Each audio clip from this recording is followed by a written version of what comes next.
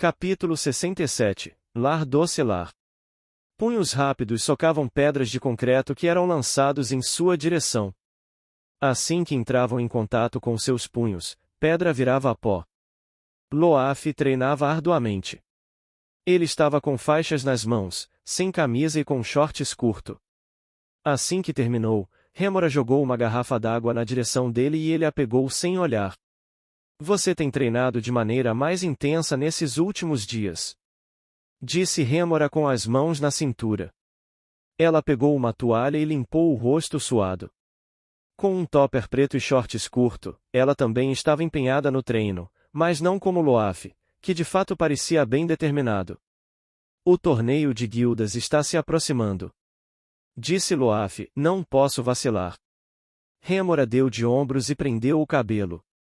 Relaxa, o torneio é só daqui a alguns meses, e ninguém nessa universidade é mais forte que você. Eu sei, mas mesmo os mais fortes não param de treinar. Loaf terminou de beber toda a água da garrafa e jogou de volta para Rémora. O assassino de cabelo prateado, ele tem treinado? Sid? Os rapazes que mandei para vigiá-lo disseram que ele só come e dorme. Vive faltando às aulas e quase toda noite vai a tavernas e fica lá, bebendo até desmaiar. Ele é o típico vagabundo, não precisa se preocupar com ele. Mas deveria prestar atenção em 3 pessoas daquela equipe. Ela ergueu o indicador. Primeiro, é a garota chifruda. Disseram que ela está ficando bem habilidosa com a espada. Ela fez o número 2 com os dedos. Segundo, obviamente, é a monarca de 2 árvores. E por último aquele elfo negro que lutou contra Anton na prova de seleção. Loaf deu de ombros. Ele não se preocupava tanto com eles, não os consideravam de fato um desafio. Deixe-os para lá. Disse Loaf se abaixando para apanhar sua toalha. O único desafio nessa universidade é Anton, o resto você e Norben podem dar um jeito. Se você diz. Vamos, preciso de um banho e parece que o imperador me convocou para algo importante. Eles começaram a caminhar lentamente para fora do estádio de treinamento. Estranho. O imperador convocou todo nobre com algum cargo no império, né? Loaf fez que sim com a cabeça. Vamos ver o que ele está planejando. O vento soprava frio do sul, e os estudantes começavam a ficar bem agasalhados, com casacos grossos e grife de primeira. Sid estava sentado em um banco de praça, quase deitado. Ele encarava o céu e os pássaros que faziam a migração para fugir do inverno. Com o indicador ele ajeitou seus óculos de lente vermelha e bocejou. Com quase todos os seus amigos fora da capital, ele não tinha ninguém para aborrecer ou conversar, já que metade da universidade o odiava e a outra metade tinha medo dele. Fazia tempo que ele não via seus irmãos e para dizer a verdade ele preferia assim. Sim, meu pai disse que o imperador está aguardando a chegada dos filhos dele. Disse uma garota bem agasalhada conversando com outra. Eu não sabia que o imperador tinha outros filhos, soube que vão acusar aquele elfo negro de sequestro. Que elfo? Aquele da festa de boas-vindas. É. Esse mesmo. Não sei como ele sabia que o imperador tinha outros filhos. Não é para tanto, né, amiga? Ele chegou até a cidade arrastando a cabeça de um bacura. Algumas pessoas dizem por aí que foi ele quem quase quebrou o braço da filha do comandante da guarda. Sério? A Samantha? Sim. Ele sempre foi assim, né? Sempre chamou atenção desde que chegou na cidade. Soube que ele está até mesmo andando com aquele garoto estranho, o tal de Sid. SHHH. A amiga olhou para o lado, vendo Sid dormir no banco. Vamos sair daqui. Você tem razão, vamos. As duas apressaram os passos e se afastaram. Mesmo que estivessem longe, Sid conseguiu ouvir tudo com aquela audição monstruosa, típica de um predador poderoso. Que merda foi essa que acabei de ouvir? O imperador tinha mais filhos? Colin sequestrou alguém? Melhor eu procurar saber direito o que aquelas vadias falavam.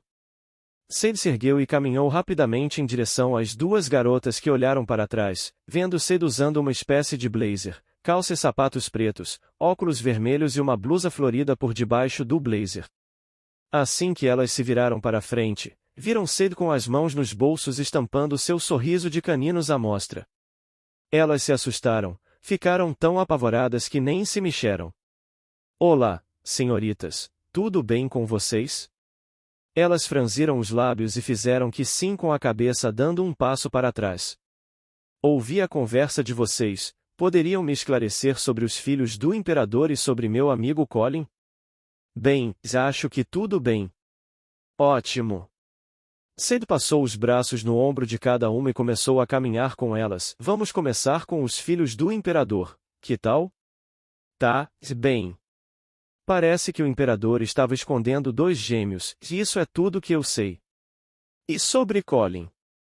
Bem, disseram que ele estava com os gêmeos, então a corte pretende acusá-lo de sequestro, e provavelmente ele será executado. Sid fez que sim com a cabeça. Parece que isso é um problema, não é? Acho que terei que resgatar meu amigo das garras do imperador malvado. Está falando sério? Perguntou uma das garotas. Se você invadir um julgamento, então provavelmente vai morrer junto do acusado. Sid deu de ombros. Ossos do ofício, né? Ele tirou os braços dos ombros das garotas e fez uma reverência. Obrigado, senhoritas, tenham uma boa tarde. Com as mãos nos bolsos, Sid se afastou exibindo o sorriso diabólico característico dos vampiros. Da janela da carruagem, já era possível ver os muros da grande capital. As crianças estavam empolgadas, e Colin se sentia aliviado em finalmente estar voltando para casa. O cheiro de mato era reconfortante, e ele ficou aliviado ao ver carruagens de comerciantes indo e vindo, como outros estudantes os escoltando. Papai, olha!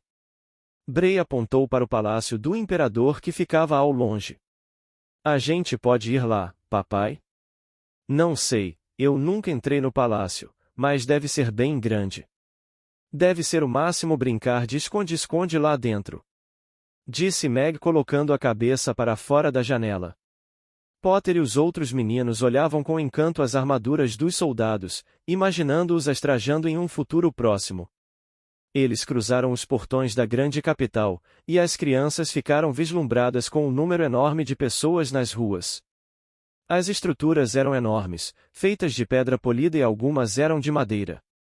Tinha pessoas de todo o tipo usando os mais diversos tipos de tecidos. Senhor Colin, disse Meg apontando para uma vitrine, me compra aquele vestido? Por favor. Esquece o vestido. Disse Potter, olha aquela espada. Os dois viraram para trás, encarando Colin com os olhos brilhando.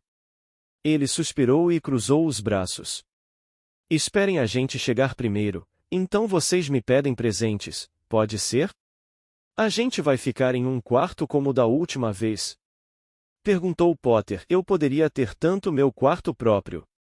Eu também posso ter meu quarto próprio? Perguntou Meg. Eu também quero. Disse Toby. Colin relaxou no assento e suspirou.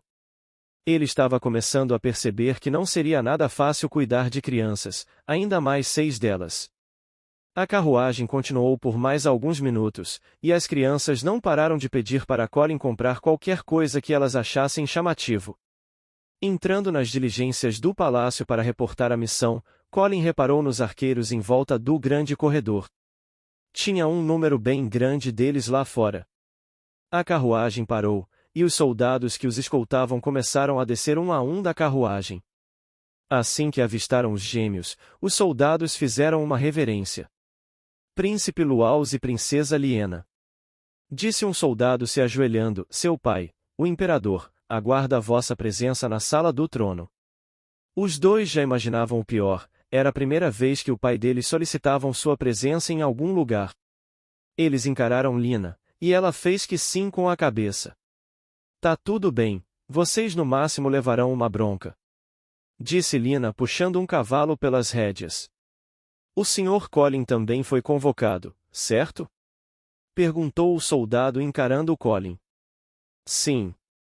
Respondeu Colin, recebi a carta entregue pelo comandante Melin.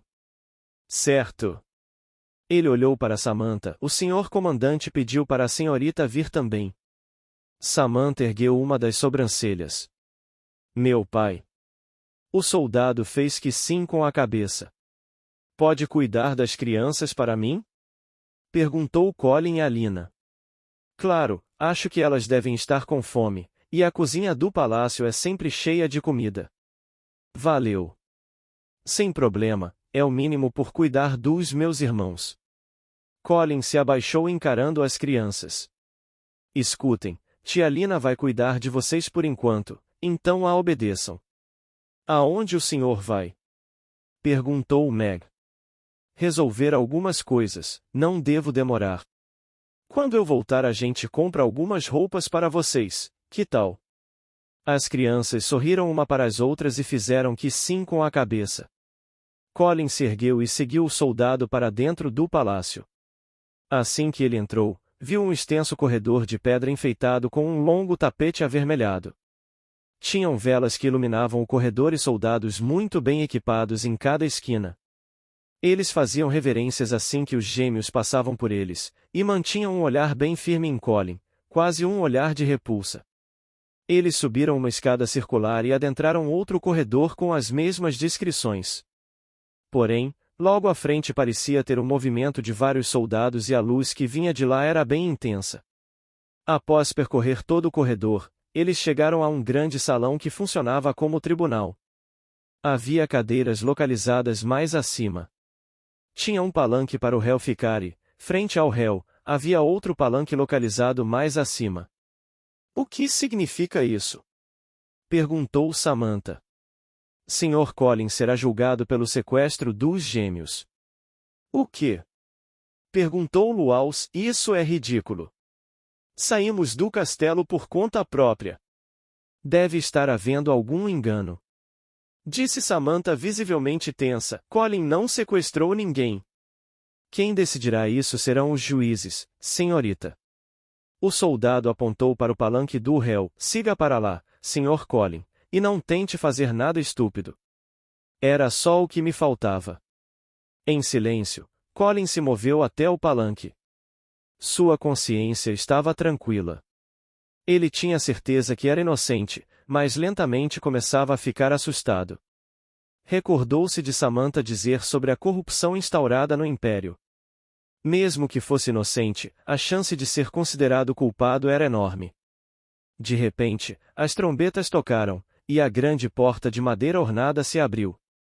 O grande imperador Ultan chegou para acompanhar o julgamento. Anunciou um orador.